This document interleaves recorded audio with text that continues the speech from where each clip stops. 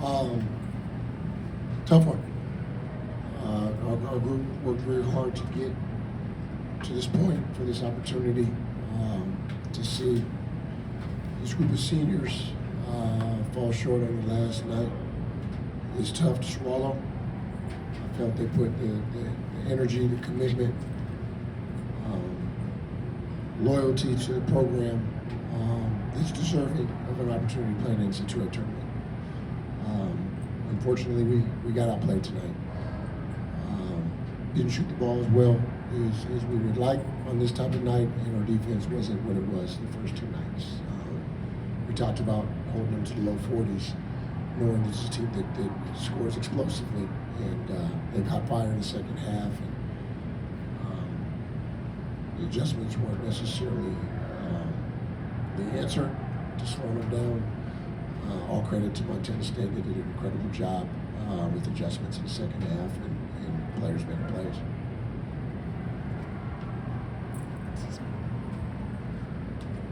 Travis, culture to Nuanez Skyline Sports, what were those adjustments, particularly offensively when Montana State had the ball? Well, they switched the ball screen with the big, which made it difficult for our guards to get in the paint and score. We had to go with different lineups to get the big out of the paint, but then that wasn't our best defensive lineup. So we had to make some decisions whether to go to offensive lineup or defensive lineup. And when we did that, something had to give, and it was a little too much give to be successful. And Aanen, you were up 11 at one point, then they went on a big run. What changed? We were just trying to hold the line, and once we started losing our grip a little bit, they just made some big shots. We had some breakdowns, which led to more breakdowns, and we just never got it to turn around.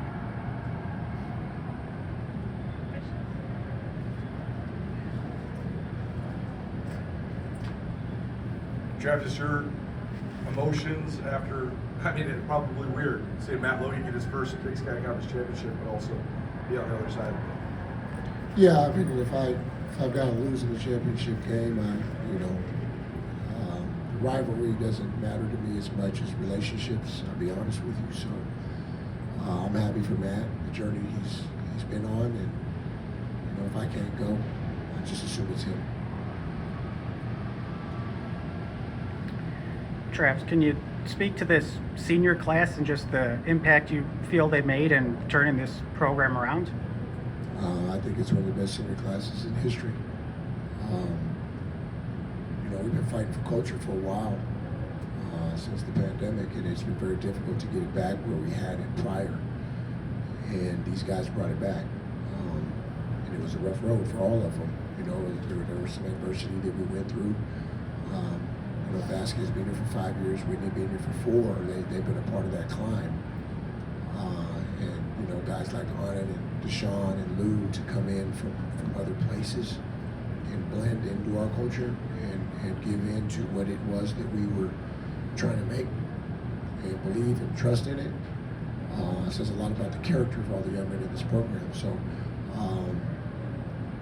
it's my pleasure to go to battle with them, which is why, a while back I made a commitment to make sure that they had postseason. They deserve it. So we'll continue to play. Next week we'll go to Daytona, play the CBI, and enjoy each other's company a little longer.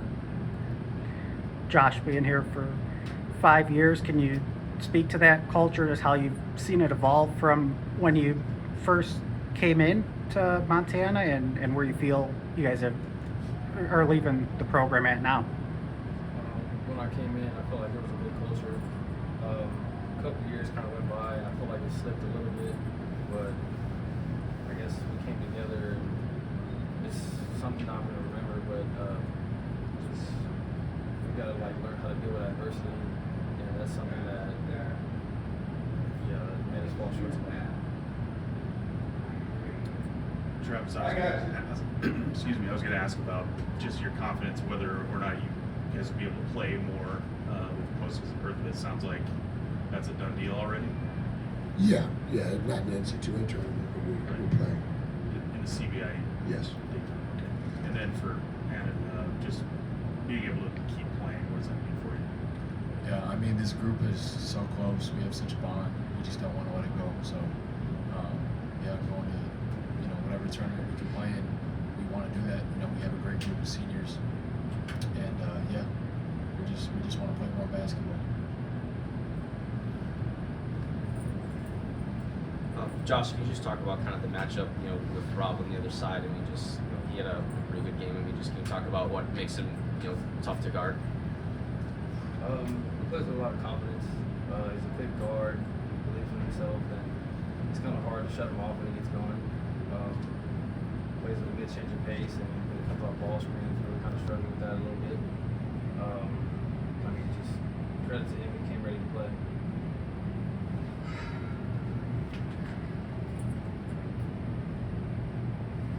Travis, every coach in this tournament talked about playing their best at the end of the year. You guys were doing that. They were doing that.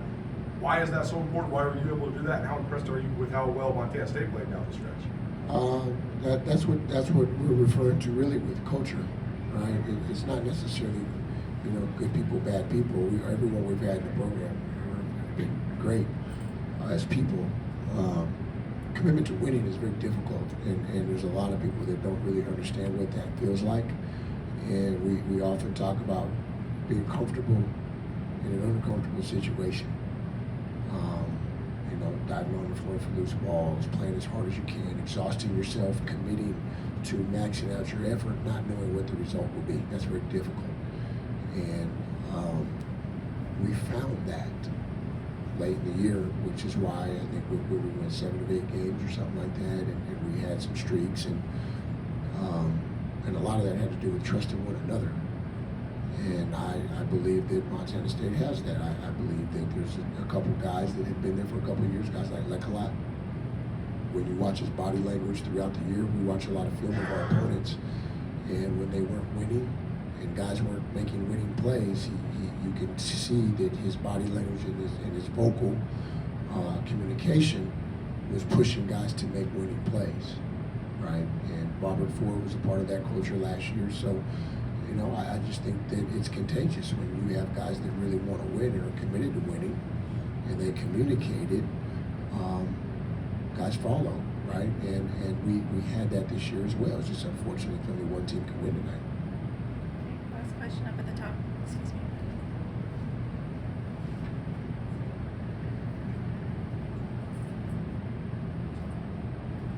Coach, Olmsted had a big tournament for Montana State this weekend and a big game tonight. Can you speak to what he adds to that program now that he seems to be getting a lot of big minutes for them this time of year?